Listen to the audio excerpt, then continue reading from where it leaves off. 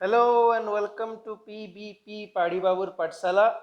Our Vedic Mathematics Excitement course is going well. वो बहुत अच्छा जा रहा है, लेकिन बहुत कुछ ऐसे कविताएं हैं, बहुत कुछ ऐसे पुस्तक हैं जो कि हमें इस कोर्स और भारतीय पुरातन भारतीय विद्या को समझने में बहुत मदद करने वाले हैं।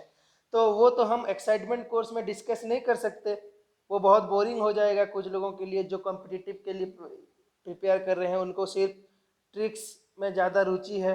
तो हम साइंटिफिक कम्युनिटी के लिए जो अच्छे से प्यार करते हैं विज्ञान को, प्यार करते हैं गणित को, तो उनके लिए ये स्पेशल प्लेलिस्ट हम डिजाइन करने में सोच रहे हैं, जिसका नाम है PK narrates, means Pradyumna Kumar narrates.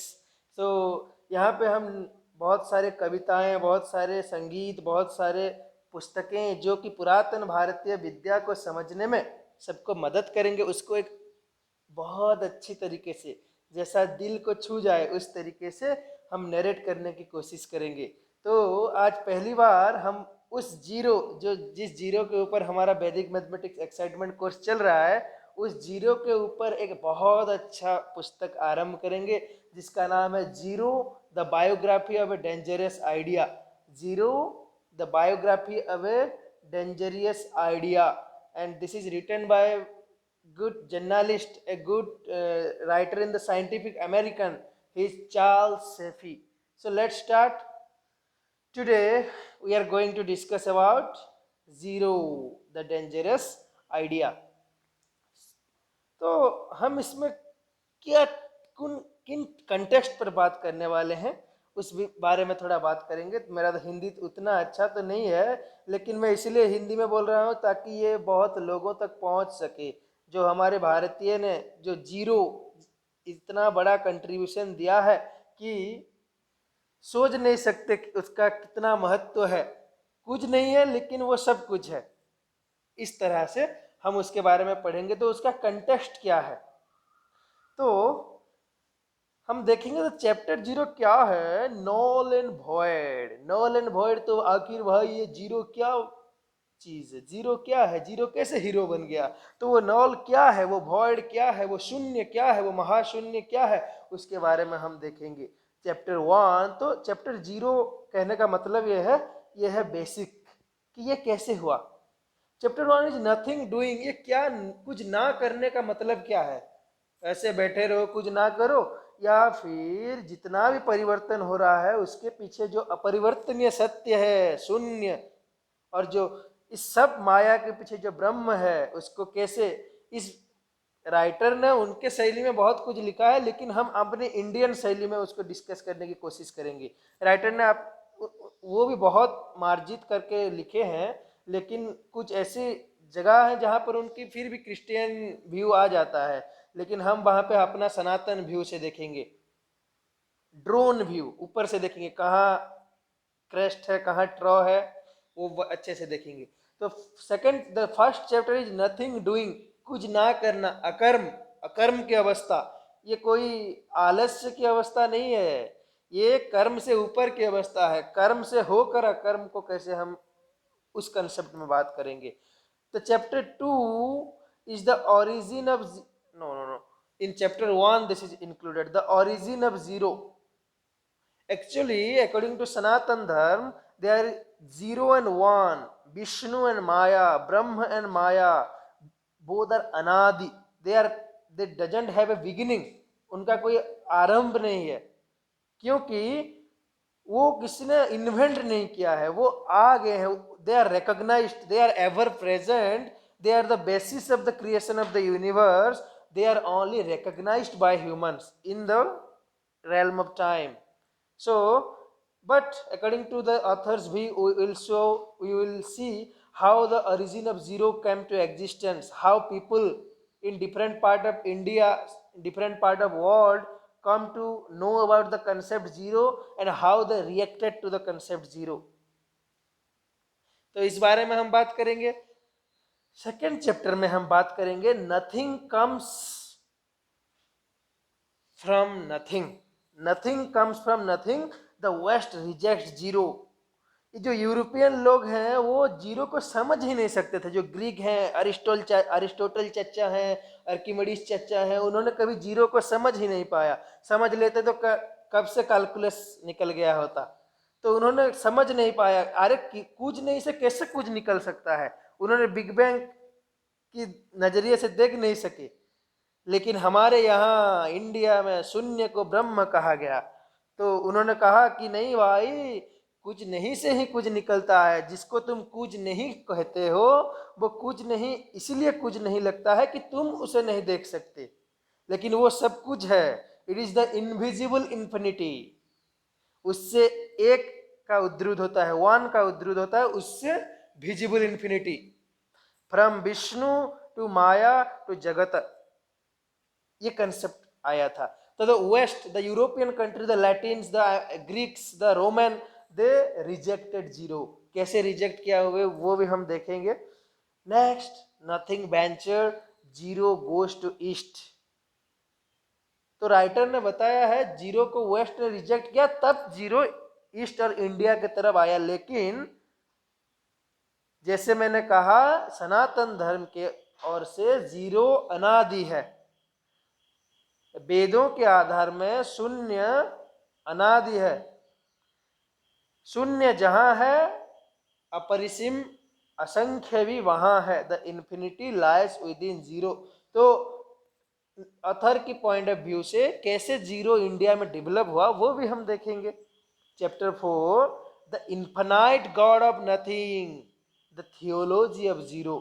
What the theology related with zero, जो शून्य ब्रह्म concept, how the infinite God of nothing. Actually, nothingness is always infinite. One nothing, two nothing, that doesn't mean sense. Nothing means expanded nothing. There is nothing. The infinite God of nothing. Chapter 5 is infinite zero and infidel mathematicians. We'll discuss. हम लोग discuss करेंगे कैसे mathematicians कुछ अच्छे अच्छे आए जिनको zero ने बहुत परेशान किया, जिनको जो जीरो को लेकर बहुत रिसर्च किए। Then the most important part is zero and the scientific revolution. Christian तंत्र के से आगे निकलकर जीरो को समर्थन में लाकर कैसे विज्ञान का उद्भव हुआ, जिसको हम मॉडर्न साइंस कहते हैं, वो भी भारत या प्राच्य के अवदान है। क्योंकि पहली बार जिन वैक्यूम को भय करते थे ग्रीक के लोग, यूरोपियन के लोग, इस जीरो को समर्थन में लाकर पास्कल ने जब वैक्यूम क्रिएट कर दिया, तब लोग समझ पाए कि नेचर वैक्यूम या जीरो को विरोध नहीं करता। जीरो एक बहुत बड़ा सत्य है। तो कैसे साइंटिफिक रिवॉल्यूशन आया जीरो के तहत, कितने वार हुए, कितने युद्ध हुए जीरो को लेकर। ये एक इतना बड़ा फिलोसॉफिकल कंसेप्ट है। हम जो बता रहे थे शंकराचार्य के भाषा में कि दर्शन, विज्ञान और व्यवहार के तौर पर भारतीय चिंतन चलता है। तो दर्शन और विज्ञान के अभिव्यक्ति में, दर्शन और विज्ञान के परिप्रेक्ष्य में जीरो का महत्व बहुत ज्यादा है। लेकिन जब व्यवहार को बात चला आता है, 19वीं 20वीं शताब्दी तक जीरो का उतना व्यवहार नहीं हो सका था। जब कंप्यूटर आया, जब बाइनरी कोड का विकास हुआ, तब जाकर जीरो का असली महत्व पता चला कि इंडियन ने कितना बड़ा काम कर दिया है। आर्यभट्ट जो कि जीरो को एक कंप्लीट सर्किल मीन्स उसका पूर्णत्व दिखाए, तो वो कैसा है, उसका इन्फाइनाइटनेस दिखाए, वो कितना इन्फाइनाइट को बिलोंग करता है जीरो। तो उस विषय में हम पढ़ेंगे कैसे scientific revolution, probability, mathematical revolution, calculus, continuity, limits, ये सारे concept, integral calculus, differential calculus को डेवलप करने में कैसे जीरो सहायक हुआ, कैसे ज्योतिष, एंशियंट ज्योतिष में इंस्टेंटेनियस वेलोसिटी को गणना किया जाता था, उस बारे में हम बात करेंगे। Next, the most important topic is infinities twin. Zero is infinities twin, twin brother, a twin sister of infinity. This is the most important concept. The invisible infinity is zero. How the 3D art developed, 3D painting, that is the concept lies in zero.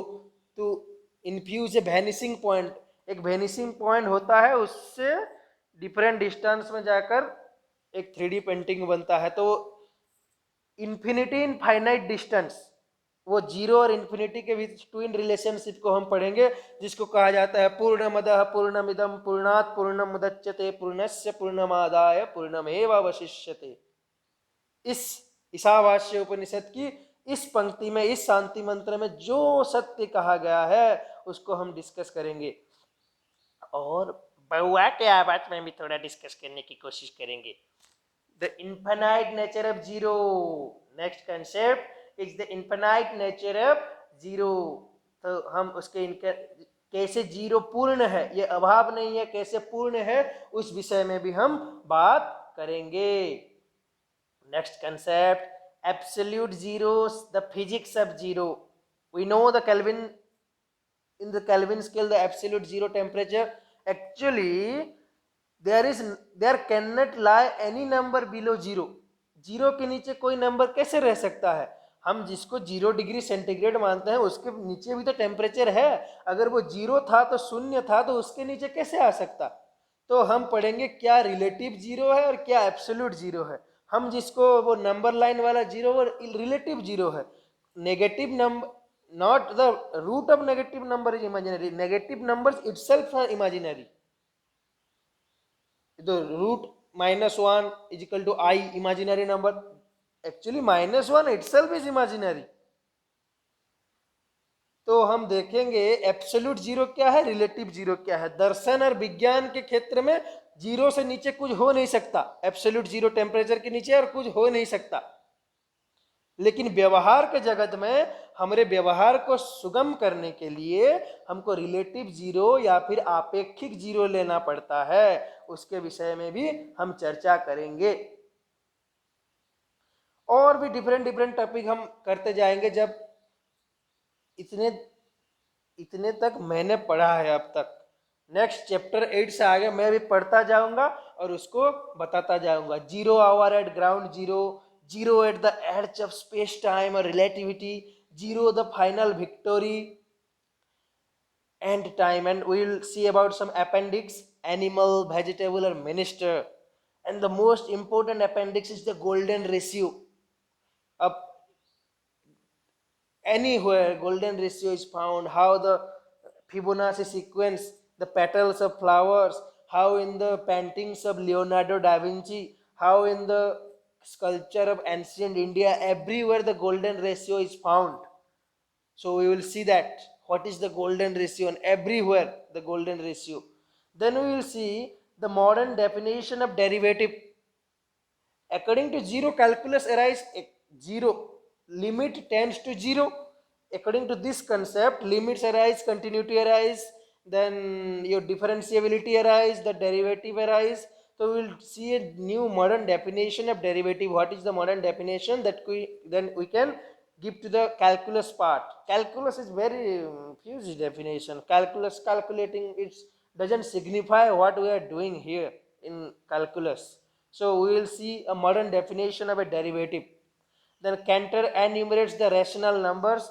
Then make your own wormhole time machines and selected bibliography. तो हम इसके बारे में पढ़ेंगे कि worm hole time machine में हम कैसे अपना खुद एक बना सकते हैं, दिमाग के तौर पर या फिर साइंस के तौर पर। वार्म होल टाइम मशीन में हम उस जीरो, उस पूर्णत्व, अपने अंदर वो पूर्णत्व या देवत्व को विकास कर कर ये इन्फिनाइट की सीमा, इन्फिनाइट की तो सीमा नहीं है, ये इन्फिनाइट को अपने अंदर रियलाइज कर सकते हैं।